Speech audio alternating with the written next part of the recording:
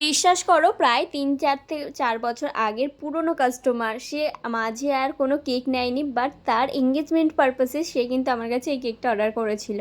তো আমাকে অনেক দিন আগে ফোন করে বলে যে দিদি আমার একটা কেক লাগবে, তো তোমার কাছ থেকে কিন্তু অনেক দিন আগে একবার কেক নিয়েছিলাম, খুব ভালো হয়েছিল। আমি বলছি তোমার মনে আছে সেই কবে নিয়েছে? বললো হ্যাঁ। তো যাই হোক, এতদিনের পুরনো কাস্টমার যে মনে রেখেছে এটাই তো অনেক বড় পাওনা, তাই না বলো?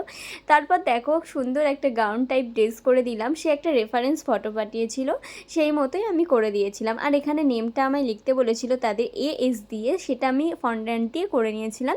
তো সেটা বসাতে আমার এত পরিমাণে স্ট্রাগল হয়েছে যে তোমাদেরকে আর ভিডিওতে আমি অ্যাডই করতে পারিনি, নাহলে ভিডিও তো অনেক লংয়ে চলে যেত।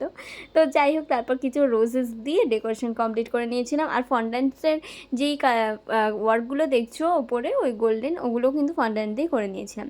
তারপর হার্ট দিয়ে নিয়েছিলাম আর স্প্রিঙ্কেল দিয়ে নিয়েছিলাম। ও হ্যাঁ, এটা কত দূর গেছে জানো? আমার বাড়ির থেকে প্রায় 15 কিলোমিটার দূরে হবিবপুরের দিকে গিয়েছিল। তো কেকটা আমি নিজে হাতে ডেলিভারি দিয়েছিলাম, আর তারপর এত সুন্দর সুন্দর রিভিউ দিয়েছে কাস্টমার যে কি বলবো তোমাদের সাথে। তো চলো রিভিউগুলোও কিন্তু লাস্টে শেয়ার করে দিচ্ছি।